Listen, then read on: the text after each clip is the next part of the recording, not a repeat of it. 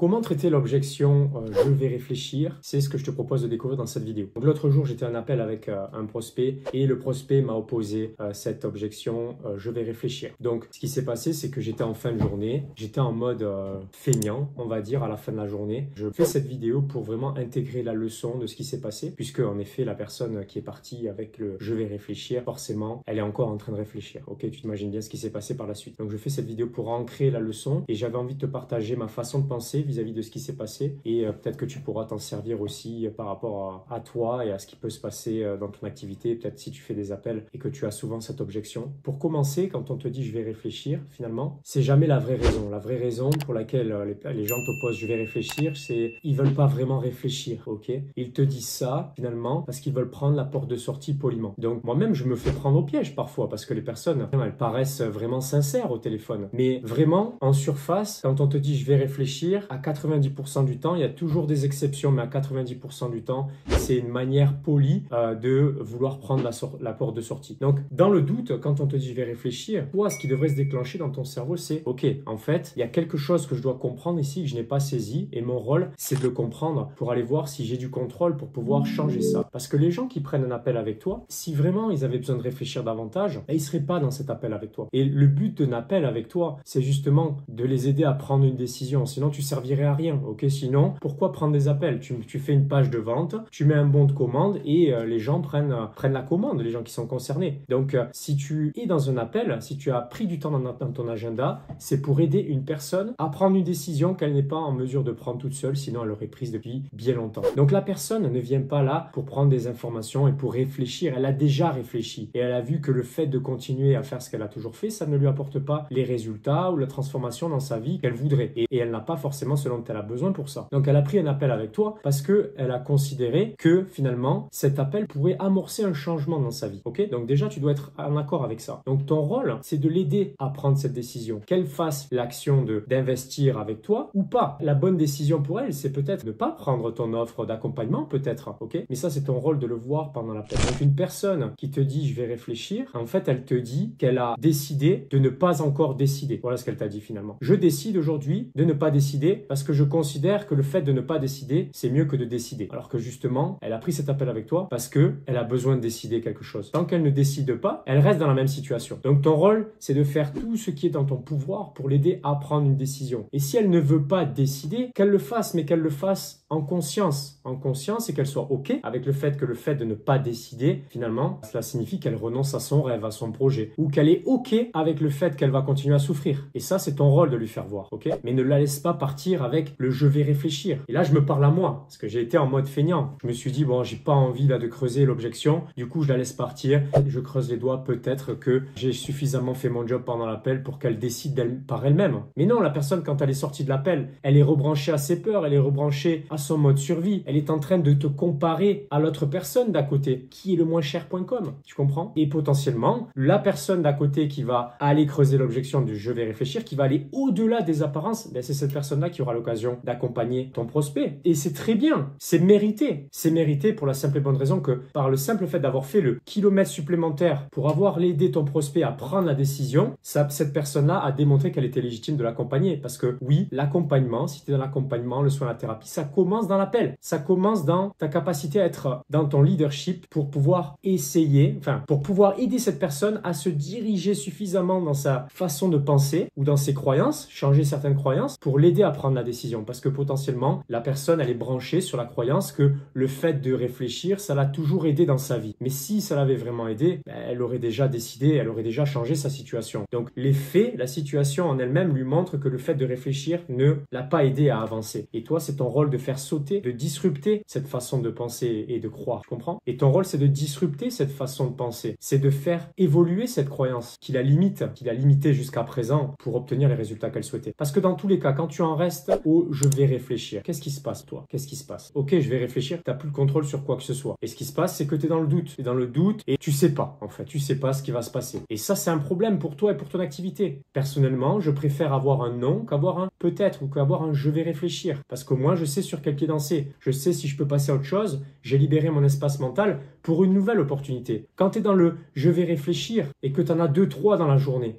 qu'est-ce qui se passe? Tu as zéro contrôle, tu n'es pas dans ta paix d'esprit. Alors que même si tu vas faire en sorte d'aller au-devant de ce « je vais réfléchir », et au-delà de cette apparence de « je vais réfléchir », bien au moins si tu obtiens un non, au moins tu sais que tu as fait ton maximum pour aider cette personne à changer. Tu sais que tu as fait tout ce qui était en ton pouvoir pour faire en sorte que cette personne obtienne ce qu'elle est venue chercher via cet appel, un changement dans sa vie. Donc malheureusement, ce changement, il ne peut pas intervenir sans que cette personne, elle soit aussi consentante par rapport à ce changement. Peut-être que cette personne n'est pas prête à ce que ça change. Donc elle est en capacité de décider. C'est elle qui décide si ça doit changer ou pas. Et cette décision, ce n'est juste que la porte d'entrée vers ce changement. Donc quand on te dit « je vais réfléchir », ok, accepte l'objection qu'on te présente, mais pose la question, ok, par rapport à quoi vous avez besoin de réfléchir? Par rapport à qui? Par rapport à quoi? Essaye de trouver la vraie raison, la cause. Parce que le « je vais réfléchir », c'est un symptôme de surface. Ok, donc essaye d'aller creuser cette objection-là. Est-ce que c'est l'argent? Est-ce que c'est un conjoint qui doit aussi se positionner? Est-ce que c'est le temps? Essaye de trouver la véritable objection. Elle tourne toujours autour de ces différentes sous-objections. Ok, donc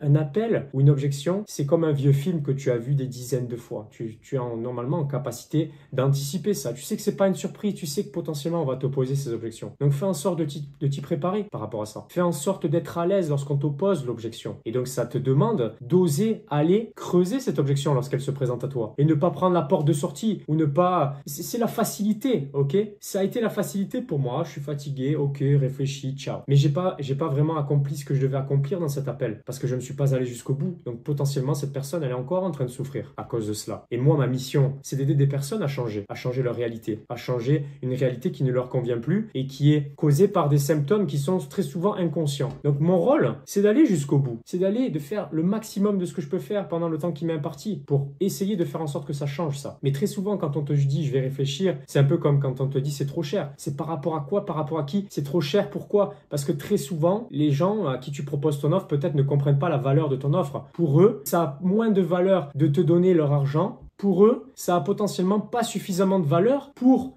qu'ils aient envie d'échanger leur argent contre ta valeur finalement. Donc tu as peut-être un problème de valeur perçue de ton offre. C'est pas suffisamment un bon deal au point qu'ils veulent absolument te donner leur argent pour résoudre leurs problèmes. Peut-être qu'aussi c'est un problème de tu écoutes pas suffisamment les gens pendant les appels. Peut-être que tu es en train de coacher pendant les appels. Peut-être que tu es en train de parler à 80% du temps alors que tu devrais parler 20% du temps. Est-ce que tu écoutes suffisamment ce que te disent les personnes et ce qu'elles veulent? Non pas ce dont toi tu penses qu'elles veulent ou ce qu'elles ont besoin.